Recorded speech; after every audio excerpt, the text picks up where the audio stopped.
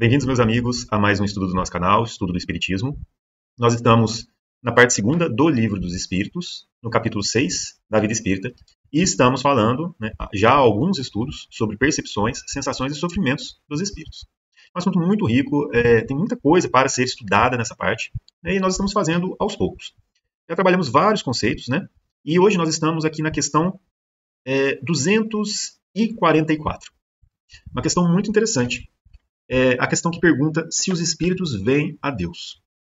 E nós estamos falando dessas percepções, das faculdades espirituais, como, por exemplo, percepção do conhecimento, aliás, do passado, do futuro, dentre outras faculdades que o espírito adquire, que nós tratamos aqui nos estudos anteriores, a duração das coisas, o princípio das coisas, os conhecimentos do espírito, falamos de várias coisas, e uma das conclusões muito importantes que nós tiramos é de que essas faculdades, as percepções, os conhecimentos, eles se ampliam à medida que o espírito progride.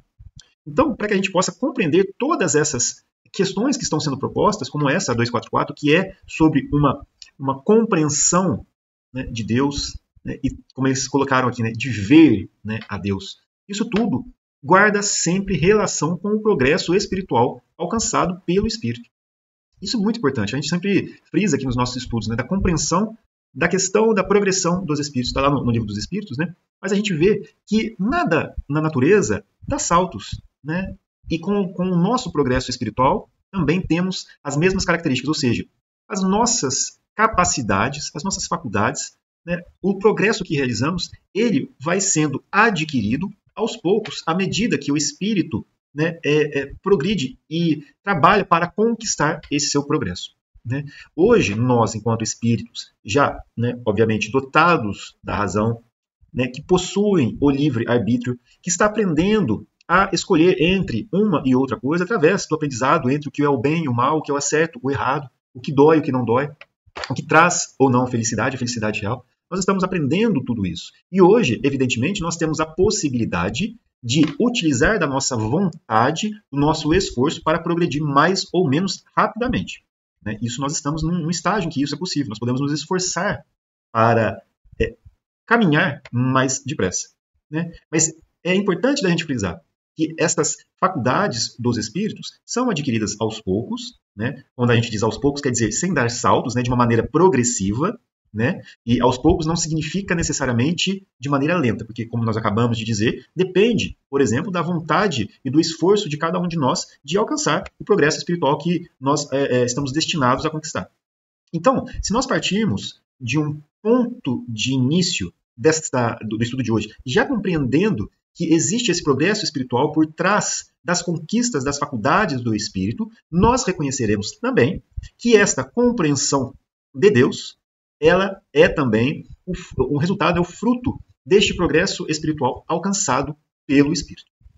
Então nós, cada vez mais, vamos ter uma compreensão maior de Deus. Então olha só que interessante a resposta dos Espíritos. Os Espíritos veem a Deus? Só os Espíritos superiores o veem e compreendem. Os inferiores o sentem e adivinham. Interessante, Muito interessante essa resposta dele. E a gente vai trabalhar ela. Nós vamos trabalhar nesse estudo de hoje apenas a questão 244. Ela é dividida, na verdade ela traz duas outras subquestões, vamos colocar assim, letra A e B. A gente vai tratar de todas elas hoje. Então, para a gente voltar lá na base do Livro dos Espíritos, lá na introdução, tem alguns conceitos básicos que definem a doutrina espírita, que é apresentado nesse item 6. Muito importante da gente voltar lá, nessa introdução, nesse item número 6 aqui, e ler ali os conceitos que são trazidos como as bases do Espiritismo. E um deles é o seguinte: os espíritos pertencem a diferentes classes e não são iguais, nem em poder, nem em inteligência, nem em saber, nem em moralidade. Os da primeira ordem são os espíritos superiores, que se distinguem dos outros pela sua perfeição, seus conhecimentos, sua proximidade de Deus. Olha só. Pela pureza de seus sentimentos e pelo amor do bem. São os anjos, os puros espíritos. E quando a gente está lá no Livro dos Espíritos, que a gente trata da progressão espiritual, a gente tem essas divisões dos espíritos, nas diferentes ordens, e ali também as classes, em que nós temos ali várias divisões. E uma delas retrata, na verdade, as características dos espíritos superiores. E também aqueles espíritos que são os espíritos puros, que já alcançaram uma perfeição que é relativa, né? Porque perfeito é Deus, né? Deus é a perfeição. Então, como nós, enquanto espíritos, somos sempre sua criação, então quer dizer que aquilo que nós, né, conquistaremos enquanto espíritos guarda uma relação, guarda uma relatividade com relação a Deus. Então seremos perfeitos, né, relativamente. Né? Não alcançaremos a Deus, né, nesta perfeição, mas seremos perfeitos, por exemplo, com relação àquilo que hoje nós compreendemos como sendo tal. Não é isso? Então, eles continuam assim. Os das outras classes, né, se acham cada vez mais distanciados desta perfeição, mostrando-se os das categorias inferiores, na sua maioria, eivados das nossas paixões. O ódio, a inveja, o ciúme, o orgulho, etc. Comprazem-se no mal. Há também, entre os inferiores, os que não são nem muito bons, nem muito maus, antes perturbadores e enredadores do que perversos. A malícia e as inconsequências parecem ser o que neles predomina. São os espíritos estúrdios ou levianos. Né? Então, aqui a gente vê, né, uma pequena revisão, né, dessa questão das divisões nos espíritos. Obviamente que não se trata de uma divisão em que nós temos ali uma perfeita definição de um espírito. Ou seja, agora eu passei para tal, como se fosse um fechar, né, uma mudança de chave. Não é isso. Simplesmente essas divisões nos auxiliam a melhor compreender características que são encontradas de maneira geral em um conjunto de espíritos. Né? Isso nos auxilia a perceber, né, algumas das características que são presentes em um determinado grupo de espíritos, como em nós também. Né? Isso também auxilia a gente a compreender quais são, né, qual é o progresso alcançado por aquele espírito. E isso é muito importante para que a gente possa, inclusive, compreender quais são as possibilidades do espírito.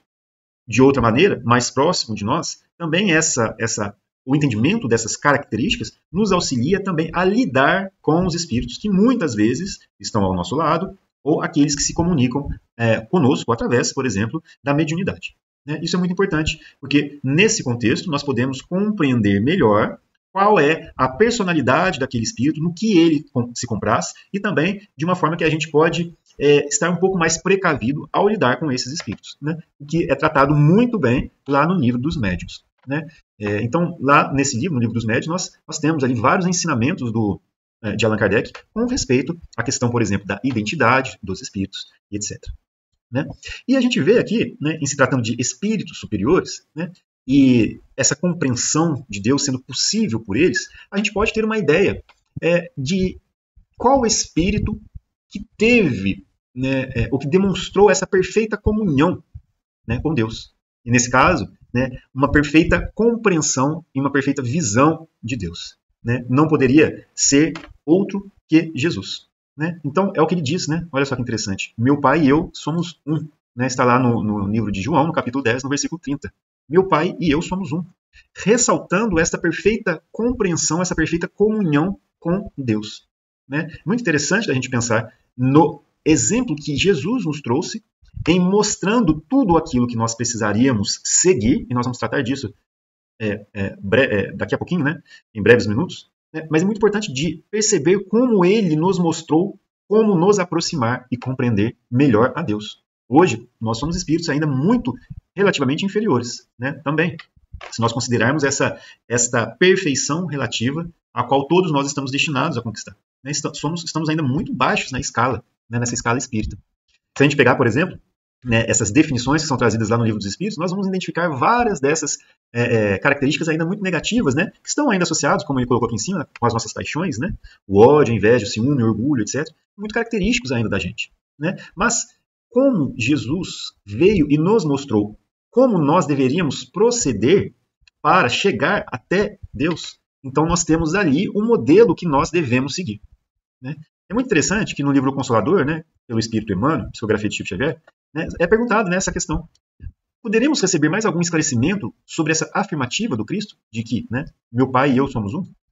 O Emmanuel nos responde o seguinte: a afirmativa evidencia a sua perfeita identidade com Deus, na direção de todos os processos atinentes à marcha evolutiva do nosso planeta terrestre. Olha só.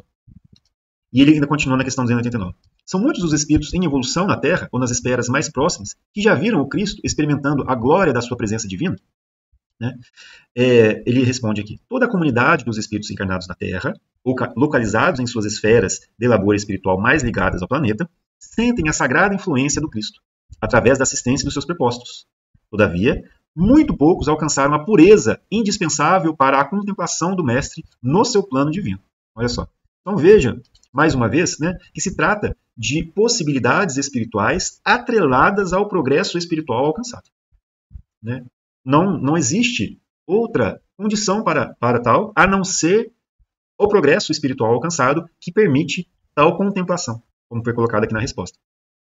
Lá no livro O Nosso Lar, tem uma curiosidade, né, aqui eu abri uma curiosidade. No livro O Nosso Lar, tem uma parte, eu não me lembro exatamente qual o capítulo, né, em que se é trazido a informação para André Luiz de que ali na colônia haviam, né, dois espíritos que haviam podido, né, ver Jesus. Né? Se eu não me engano, um desses espíritos é a veneranda, né? Que havia ali sido retratada como um espírito incansável, né? Que havia trabalhado, né, não sei quanto tempo, né? Não sei, talvez 2000 anos, algo assim, não me lembro exatamente com os detalhes, mas trabalhado por muito tempo, sem reclamar, sem esmorecer, né, o termo que eles usam lá, né, e que havia até sido homenageada lá dentro da colônia, e ela havia rejeitado aquela premiação, né, vamos colocar assim, aquela homenagem, melhor dizendo. Mas ali retrata, né, uma dessas questões relativas a essa possibilidade, né, de espíritos que conseguiram, então, esta possibilidade de visualizar o Cristo. Olha só, é muito interessante. Fechando esse parênteses, né, mais por curiosidade, né, da questão do nosso lar, né, para fechar esse raciocínio, né, é interessante que lá no Livro dos Espíritos também, na primeira parte, no capítulo 1, né, em que se fala dos atributos da divindade, a gente questiona, né? Mas será que um dia, então, a gente vai conhecer e compreender os mistérios da divindade? E olha só a resposta, mais uma vez associada a essa questão evolutiva. Quando não mais tiver o espírito obscurecido pela matéria, quando, pela sua perfeição, se houver aproximado de Deus, ele o verá e compreenderá. Então, mais uma vez, é muito importante da gente associar essas possibilidades ao progresso espiritual realizado. E nesse contexto, é importante da gente lembrar do esforço diário de cada um de nós em nos reformarmos, né, em realizarmos em nós a reforma íntima que todos nós precisamos fazer, dado que ainda temos muitas imperfeições, muitas mazelas a serem redirecionadas. Né? Como nós vimos, ainda estamos enraizados em sentimentos associados ao orgulho e ao egoísmo. E precisamos tratar dessas características, né, através desses esforços que são diários. Então, todos os esforços que nós fizermos, no sentido de nos melhorarmos, vai fazer com que a gente caminhe nessa direção. E isso, cada vez mais, vai nos aproximando de Deus. Né? Isso é muito importante de compreender, porque hoje mesmo, a partir de agora, né, quando nós terminarmos esse estudo, quando nós entrarmos novamente em contato com os nossos irmãos, né, de jornada, no nosso dia a dia, no nosso trabalho, procurando nos esforçar para sermos mais pacientes, mais tolerantes, mais compreensíveis, eliminar de nós as necessidades de estarmos corretos o tempo todo, dado que as opiniões dos outros também são importantes e elas também são necessárias para que nós também possamos ver de maneira diferente. Né? E às vezes nós nos fechamos ainda dentro de uma bolha em que a gente só aceita a nossa opinião, né? Criando conflitos muito desgastantes para nós mesmos quando entramos em contato com os outros. Né? Então precisamos, né, construir esta pobreza de espírito, né, essa humildade para entender ali no outro as contribuições que ele nos traz. Enfim, cada um de nós vai ter que reconhecer as suas grandes dificuldades, né, nesse desenrolar da nossa existência, em que temos a possibilidade de entrar em contato com os outros, né, e através desse contato compreender um pouco melhor a nós mesmos. E aí trabalhar através de um exercício ativo, né, procurando melhorar e se esforçando por conquistar valores que talvez hoje, né, parecem ser distantes de nós, mas que exigem esse esforço, né, contínuo, né, pequenino às vezes, muitas vezes, mas necessário para que a gente possa caminhar. Né? Então olha que interessante o comentário de Kardec. A inferioridade das faculdades do homem não lhe permite compreender a natureza íntima de Deus. Na infância da humanidade, o homem o confunde muitas vezes com a criatura, cujas imperfeições lhe atribuem. Mas à medida que nele se desenvolve o senso moral, seu pensamento penetra melhor no âmago das coisas. Então faz ideia mais justa da divindade, e ainda que sempre incompleta, mas conforme a sã razão. Muito interessante. E o Kardec nos traz, na Gênese, né, uma explicação para nós muito importante a respeito desta visão de Deus e de tudo isso que nós estamos falando. Deixa eu só pegar a informação de qual capítulo que está, que é na Gênese. Só um minuto. Está no capítulo 2, né, da Gênese, da primeira parte, né? Então temos ali a visão de Deus, em que Kardec nos traz uma visão muito interessante para a gente. Vamos dar uma lida aqui nessa parte. Olha só. Os nossos órgãos materiais não podem perceber as coisas de essência espiritual. Unicamente com a visão espiritual é que podemos ver os espíritos e as coisas do mundo imaterial. Somente a nossa alma, portanto, pode ter a percepção de Deus. Muito interessante. Dá-se-á que ela o veja logo após a morte? Que pergunta interessante, né? A esse respeito, só as comunicações de além-túmulo nos podem instruir. Por elas, sabemos que a visão de Deus constitui privilégio das mais purificadas almas e que bem poucas, ao deixarem o envoltório terrestre, se encontram no grau de desmaterialização necessária a tal efeito. Né? Olha só que interessante, né? Mais uma vez, falando sobre a desmaterialização do espírito, que, em outras palavras, se refere ao progresso espiritual, né? Ou seja, a purificação do espírito. E aí ele nos traz uma comparação para ficar fácil para a gente compreender essa condição. Né? Olha só que interessante. Uma pessoa que se acha no fundo de um vale, né, como nessa foto aqui, nessa imagem aqui ao lado. Olha só, essa pessoa que ela está lá no fundo de um vale, né, envolvido por densa bruma, né, essa ideia de uma nuvenzinha, né, para a gente, né, que fica ali embaçando a nossa vista, né, envolvido por uma densa bruma que não vê o sol. Entretanto, pela luz difusa, ou seja, por aquela luz que está meio embaçada, ali, a gente consegue ainda ver ela, mas está meio embaçado, né? Por essa luz difusa, percebe a claridade do sol. Se começa a subir a montanha, à medida que for ascendendo, ou seja, à medida que for subindo, o nevoeiro se irá dissipando e a luz ficará cada vez mais viva. Contudo, ainda não verá o sol. Só depois que se haja elevado acima da camada brumosa e chegado a um ponto onde o ar esteja perfeitamente límpido, ela o contemplará em todo o seu esplendor. Né? É muito, muito, muito bonito, né, essa parte que nos auxilia realmente, né, a compreender essa visão. Ter uma visão mais ilustrativa para que a gente possa compreender, né, essa questão da evolução espiritual. E é verdade. Né, a gente ainda está lá no fundo, né, desse vale. Nós somos essa pessoa que se acha no fundo desse vale, envolvido ainda por essa densa bruma. Né? E para que a gente possa, né, ver cada vez melhor e ter uma noção do que está atrás daquela bruma, e nesse caso para nós, se comparando a uma luminosidade, né, se comparando ao sol, e nós trazendo essa ideia para um progresso espiritual, em que nós vamos, a partir do momento em que chegamos a uma condição, compreender melhor a Deus, podemos então associar a essa subida nessa montanha ao progresso que nós precisamos fazer. Então, a gente está subindo, né, e podemos ir mais ou menos depressa. Né? Mas nós temos que trilhar todo o caminho. Né? Não podemos dar os saltos, né? Querer chegar lá do outro lado sem antes ter trilhado todo o nosso caminho. Então, nós somos esse homem no fundo do vale e que à medida que nós formos nos esforçando, à medida que nós formos conquistando novos valores espirituais, nós vamos cada vez mais tendo uma visão mais clara do que é Deus. Até o momento em que nós vamos ter uma plena percepção da sua grandiosidade, né? E vamos contemplar todo o seu esplendor, como é trazido aqui por Kardec. Né? Então, o mesmo se dá com a alma. O envoltório perispirítico, conquanto não seja invisível e impalpável, é, com relação a ela, verdadeira matéria. Ou seja, com relação à alma, ou seja, com relação ao espírito, à essência espiritual, o envoltório perispirítico é, com relação a ela, verdadeira matéria. Ainda grosseira demais para certas percepções. Olha só, então, aqui nós temos a resposta para esta questão aqui. Ó. Será que nós vamos ver a Deus após a morte? Essa questão é muito importante, né? Então, quer dizer, a nossa essência espiritual, né, vai nos permitir maior ou menor percepção de Deus após o nosso desencarne. Mas, mais uma vez, nós temos ali no plano espiritual, quando regressarmos para lá, a conquista sobre nós mesmos que está associada a esse progresso que nós alcançamos. Então, vamos estar mais ou menos purificados, mais ou menos desmaterializados, segundo o esforço que nós fizermos aqui. Então, o nosso perispírito, mesmo que ainda seja, né, com relação à matéria densa aqui, né, muito menos denso, né, semimaterial, né, ele ainda guarda com relação à alma, com relação, melhor dizendo, com relação ao espírito, né, que alma é o termo que Kardec utilizou aqui, né, mas com relação à essência espiritual, ele ainda é uma verdadeira matéria. Né? Então, esse perispírito também passa por progressivas transformações e, à medida que o espírito progride, esse perispírito vai se tornando cada vez menos denso. Né? Ele também passa por transformações. E, a cada vez que o espírito alcança novos estágios evolutivos, e que vai, inclusive, alçando novos mundos para ali, né, continuar o seu progresso espiritual, cada vez mais a sua essência, né, a essência, melhor dizendo, do perispírito vai se tornando etérea, até que se confunde com o próprio espírito. Né? Isso, inclusive, está lá no Evangelho segundo o Espiritismo. Né? Quais são os limites da encarnação? É perguntado, se eu não me engano, no capítulo 4, né? Lá no último item. Então, é tudo uma questão de evolução. Olha lá. E é o que ele fala aqui na sequência. Esse invólucro, porém, ou seja, o perispírito, também se espiritualiza, à proporção que a alma se eleva em moralidade.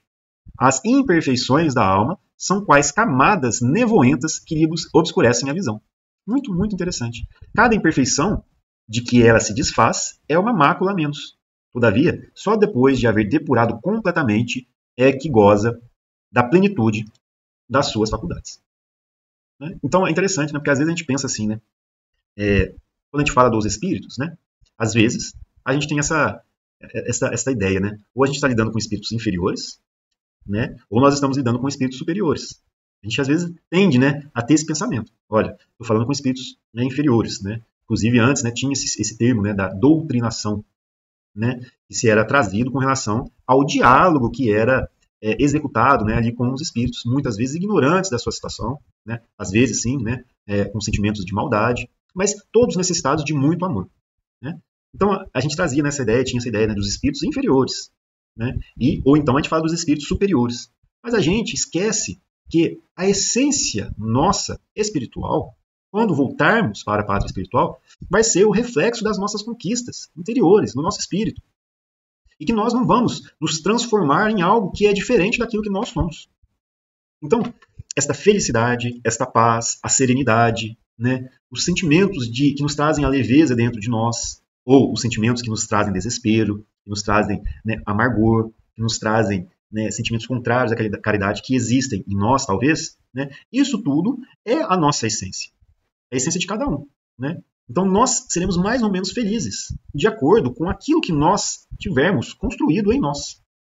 E nós temos que pensar que seremos espíritos em uma condição que é condizente com o progresso que nós conseguimos. Né? E que aqui é uma passagem que nós temos a oportunidade de trabalhar para progredir nesses aspectos. Né? Então, é muito importante, né, da gente voltar lá na obra Nosso Lar, por exemplo, para compreender, né, essa questão que é muito próxima da gente, às vezes. A condição espiritual que nós vamos encontrar, que é muito próxima da nossa condição hoje. Né? Você pega lá o Nosso Lar, você vai ver o André Luiz com necessidade de dormir, né, ainda lutando com as suas lutas íntimas, né, com os seus pensamentos, né, sentindo muitas vezes, né, ali um embaraço ao encontrar espíritos que estiveram ali com ele durante a sua encarnação, que cruzaram os seus caminhos. Né, vai lidar ali com o André Luiz, né, bem no começo, inclusive, né, relatando a sua condição de sofrimento no umbral, depois os seus arrependimentos, né, o seu esforço para começar a trabalhar, exercendo ali o seu livre-arbítrio, continuando a exercer o seu arbítrio. Ele vai encontrar outros espíritos que não querem trabalhar, por exemplo, e que estão ali no Nosso Lar já há muito tempo. Né? E ele vai ter sempre essas possibilidades, vai relatar sempre essas possibilidades de aprendizado, né? Vai lutar contra a curiosidade que existe dentro dele, né? Aquela curiosidade sem propósitos edificantes, né? E ele substitui aquela curiosidade por uma vontade sincera de trabalhar. Então, isso tudo é interessante da gente ver que, ao regressar para a pátria espiritual, nós vamos guardar a essência de nós mesmos. Né? Então, aquilo que nós sentimos hoje, essa felicidade ou essa paz, ou não, ao contrário, isso tudo é aquilo que nós hoje estamos, né, trazendo na nossa essência e que precisamos trabalhar para conseguir, né, cada vez mais paz, mais felicidade dentro da gente. Mas são os valores reais, né, os valores verdadeiros que realmente contribuem com esse estado de espírito.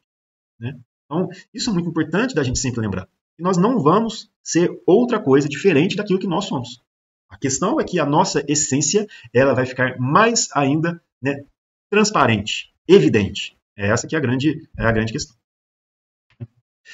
E aí, no item 34, né, continuando aqui as nossas leituras, sendo Deus a essência divina por excelência, unicamente os espíritos que atingiram mais alto grau de desmaterialização o podem perceber. Né? Pelo fato de os espíritos imperfeitos não verem a Deus, não se segue que eles estejam mais distantes de Deus do que os outros. Olha que interessante, né? Esses espíritos, como os demais, como todos os seres da natureza, se encontram mergulhados no fluido divino, do mesmo modo que nós o estamos na luz. O que há é que as imperfeições daqueles espíritos são vapores que os impedem de vê-lo. Quando o nevoeiro se dissipar, vê-lo-ão resplandecer. Para isso, não lhes é preciso subir, nem procurá-lo nas profundezas do infinito. Né? Como nós vimos, aqui era apenas uma comparação. Né? Então, não lhes é preciso subir, nem procurá-lo nas profundezas do infinito. Desimpedida a visão espiritual das belidas que as obscureciam, eles o verão de todo lugar onde se achem, mesmo na terra, porquanto Deus está em toda parte. Muito bonito, muito esclarecedor este estudo aqui, né, que Kardec nos traz nesses itens que estão aqui no capítulo 2 da Gênesis, né, a visão de Deus. Muito importante a gente lembrar desse texto. Então, voltando um pouco para essa questão do progresso espiritual, né, principalmente com relação a essa continuidade desse progresso, né, ou seja, há uma questão de continuidade de esforços que é necessário para alcançar esta posição. Vamos ver o que o Kardec nos traz a respeito disso. O espírito só se depura com o tempo, sendo as diversas encarnações o alambique em cujo fundo deixa de cada vez algumas impurezas. Né? É para a filtragem, né? Isso aqui é para filtrar as impurezas do espírito através das diferentes vidas corpóreas, ou seja, através das reencarnações, das vidas sucessivas. A cada uma das nossas encarnações, temos então a possibilidade de eliminar algumas das nossas mazelas, a depender do nosso esforço. Com o abandonar o seu invólucro corpóreo, ou seja, quando regressarmos à pátria espiritual, os espíritos não se despojam instantaneamente de suas imperfeições, é o que a gente estava acabando de falar. Razão porque depois da morte, não vem a Deus mais do que o viam quando vivos. Mas, à medida que se depuram, tem dele uma intuição mais clara. Exatamente o que nós estávamos comentando agora. Isso é muito importante, vou até reler aqui. Com o abandonar do invólucro corpóreo, os espíritos não se despojam instantaneamente das suas imperfeições. Razão porque depois da morte, não vem a Deus mais do que o viam quando vivos. Muito importante isso. Nossa essência vai ser aquela conquistada por nós. Mas à medida que se depuram, tem dele uma intuição mais clara. Não veem, mas compreendem-no melhor. A luz é menos difusa. Quando, pois, alguns espíritos dizem que Deus lhe proíbe, respondam a uma dada pergunta. Isso a gente vê muito lá no Livro dos Médiuns, né? Não é que Deus lhes apareça ou dirija a palavra, para lhes ordenar ou proibir isto ou aquilo. Não. Eles, porém, o sentem, recebem os eflúvios do seu pensamento, como nos sucede com relação a espíritos que nos envolvem e os seus fluidos, embora não os vejamos. Porque a gente poderia questionar isso, né? Porque quando a gente vê lá no Livro dos Médiuns, muitas das vezes a gente vê lá os relatos dos espíritos, falando assim, não, isso eu não posso dizer, isso eu estou proibido de dizer. Ou mesmo espíritos que têm a dificuldade mesmo de escrever o nome Deus. Então, não é que isso reflita a presença de Deus personificada, como nós tenderíamos a acreditar nessa nossa limitação de compreensão. Não, é o que ele está falando aqui. É que nós sentimos os seus inflúvios, e nós nos sentimos, então, impossibilitados de trazer determinada informação, que é o que ele está colocando aqui neste exemplo.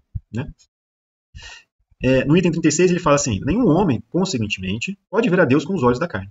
Se essa graça fosse concedida a alguns, só o seria no estado de êxtase, quando a alma se acha tão desprendida dos laços da matéria que torna possível o fato durante a encarnação. Tal privilégio, aliás, exclusivamente pertenceriam às almas de eleição, encarnadas em missão, e não em expiação. Mas, como os espíritos de mais elevada categoria refugem de ofuscante brilho, pode dar-se que espíritos menos elevados, encarnados ou desencarnados, maravilhados com o esplendor do que aqueles se mostram cercados, supõem estar vendo o próprio Deus. É como quem vê um ministro e o toma pelo seu soberano. Para terminar essa parte, sob que aparência se apresenta Deus aos que se tornaram dignos de vê-lo? Será sob uma forma qualquer, sob uma figura humana ou como um foco de resplandecente luz? A linguagem humana é impotente para dizê-lo, porque não existe para nós nenhum ponto de comparação capaz de nos facultar uma ideia de tal coisa. Somos quais cegos de nascença a quem procurasse inutilmente fazer compreendessem o brilho do sol. A nossa linguagem é limitada pelas nossas necessidades e pelo círculo das nossas ideias. As dos selvagens não poderia descrever as maravilhas da civilização. A dos povos mais civilizados é extremamente pobre para descrever os esplendores dos céus. A nossa inteligência é muito restrita para os compreender e a nossa vista, por muito fraca, ficaria deslumbrada. Então, mais uma vez, tudo que nós acabamos de estudar é uma questão de progresso espiritual alcançado pelo Espírito. E nessa questão de compreender Deus, de ficar, como ele falou aqui no item 37, a gente ainda não consegue compreender, não temos ainda faculdades que nos permitam uma perfeita compreensão, não nos permitem vislumbrar Deus. Então, nós não teríamos como descrevê-lo. E aí a gente volta lá no Livro dos Espíritos, lá no comecinho, no capítulo 1, na parte primeira, em que a gente tenta ali buscar todas as características de Deus, falar do princípio das coisas, tenta caracterizar Deus segundo aquilo que nós entendíamos como estando abrangendo todas as coisas. Né? Então, dentro do nosso ponto de vista, né, a gente pode associar a Deus a infinita bondade, a infinita misericórdia, né, a onipotência, a onipresença, infinitamente justo, bom, todas aquelas características que nós poderíamos imaginar, mas como os próprios Espíritos, né, nos disseram, né, do vosso ponto de vista, vocês acham que estão, né, abrangendo todas as características, mas existem coisas muito acima dos vossos conhecimentos que são ainda muito limitados. Então, a gente pode, né, ficar ali, e a gente vai até ler essa resposta, né, associada a uma dessas questões. A gente pode ficar preso nesses raciocínios, tentando compreender, mas nós não vamos conseguir descrever aquilo que foge à nossa capacidade de raciocínio, de compreensão, de percepção. Como nós estamos vendo, isso é conquistado com o tempo, à medida que nós vamos progredindo. Né? E, como nós vamos ver aqui agora, existem coisas muito mais importantes para nós de nos preocuparmos. Vamos voltar aqui, ó, lá no capítulo 1, né, do Livro dos Espíritos. Capítulo 1 da primeira parte, né, que fala de panteísmo. Na questão 14, olha só, lá atrás, fala-se assim: Deus é um ser distinto, ou será, como opinam alguns, a resultante de todas as forças e de todas as inteligências do universo reunidas. Então aqui a gente tem que pensar lá, né? Kardec tinha feito um monte de questões. Né? E olha só, se fosse assim, Deus não existiria, porquanto seria efeito e não a causa. E para compreender isso, a gente tem que voltar na questão número 1, né? Que é Deus, né? Inteligência suprema, causa primária de todas as coisas. Ele não é o efeito, ele é a causa, ele é o criador. Né? Então, se nós considerássemos, né, todas as forças, todas as inteligências do universo reunidas como compondo a Deus, que dá essa ideia do panteísmo, nós então estaríamos tomando o efeito pela causa. Né? E não é isso. Né? A gente tem que compreender que Deus é o Criador. E olha só, ele não pode ser ao mesmo tempo uma e outra coisa. Deus, e aqui é muito importante, eu adoro essa resposta aqui. Eu adoro essa resposta. Deus existe. Disso não podeis duvidar. E é o essencial.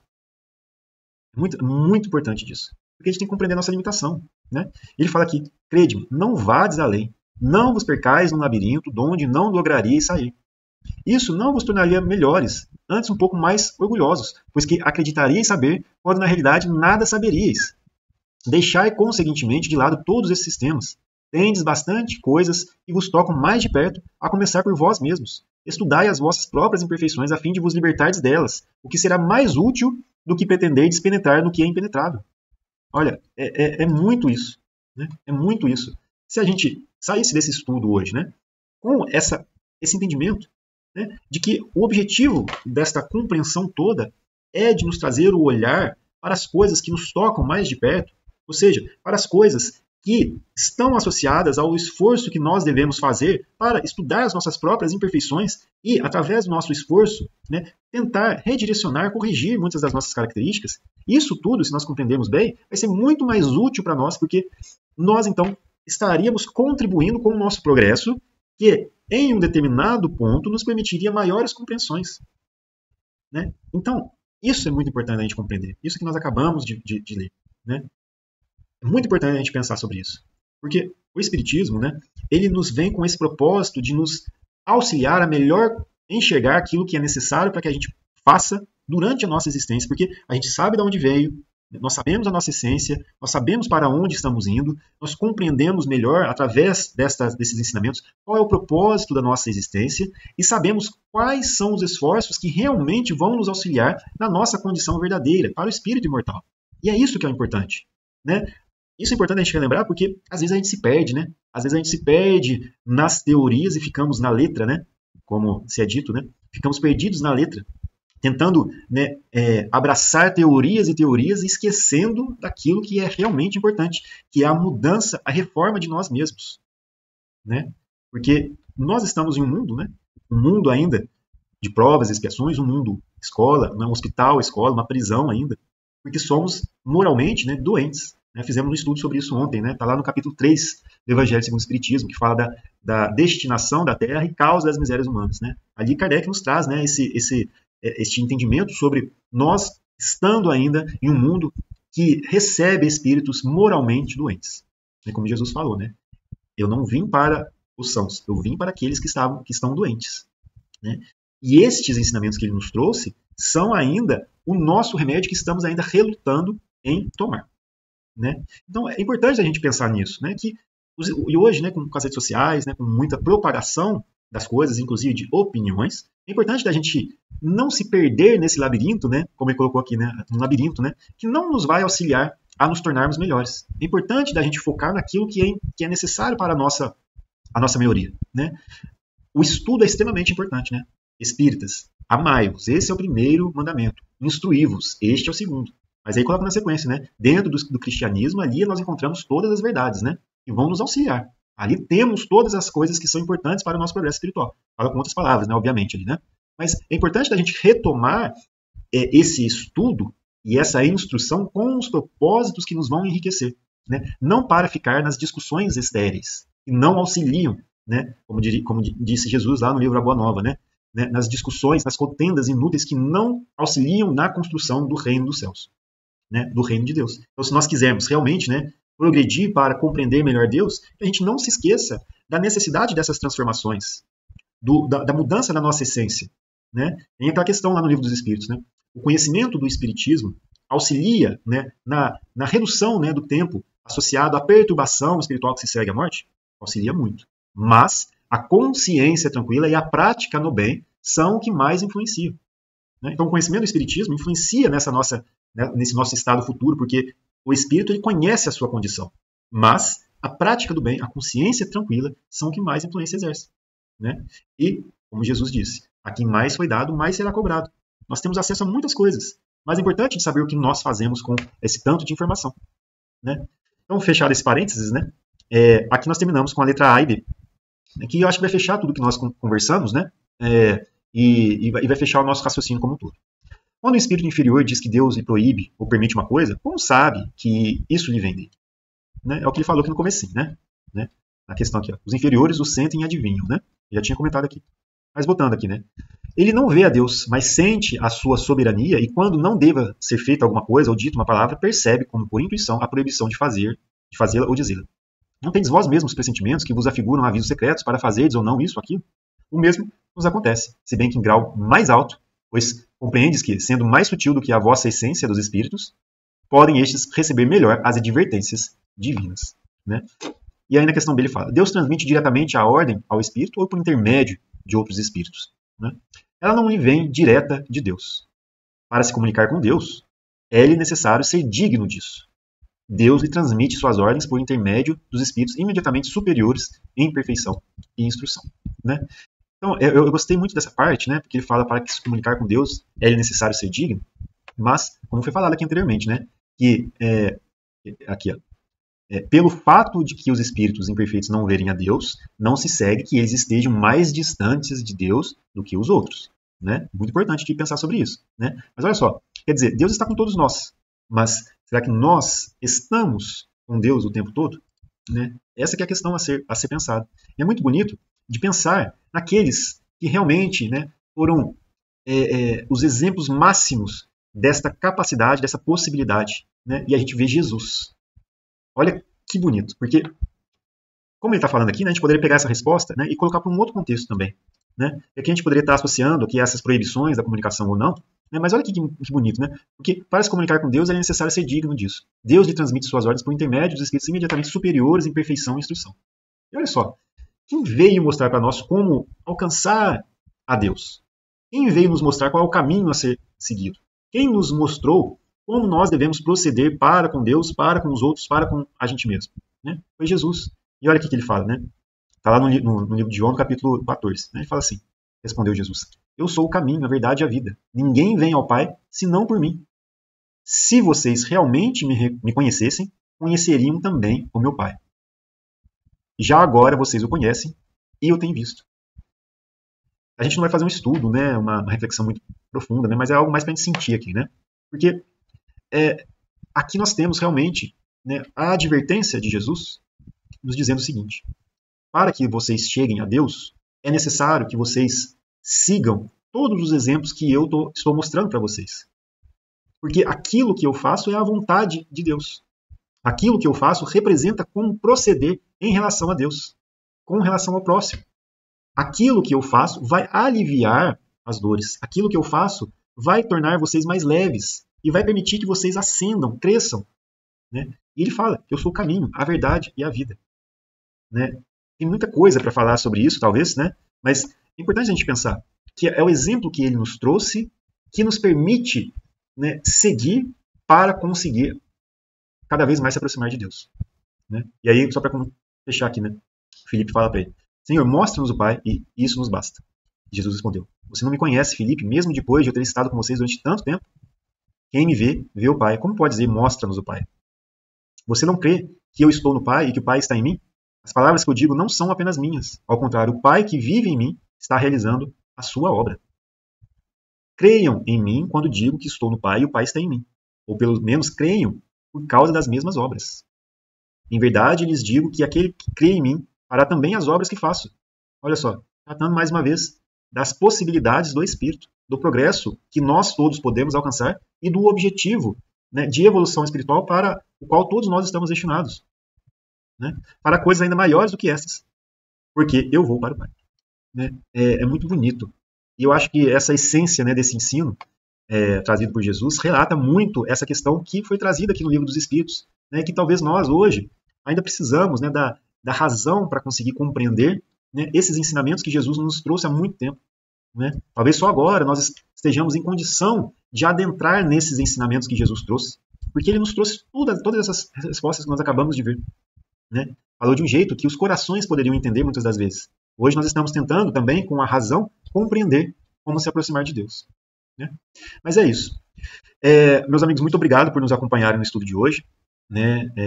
Obrigado por terem ficado conosco aqui. Que Deus abençoe a todos, que Jesus abençoe a todos. Agradecemos, né, a Deus, a Jesus, aos bons espíritos que nos auxiliam, né, nesses estudos, nessas reflexões.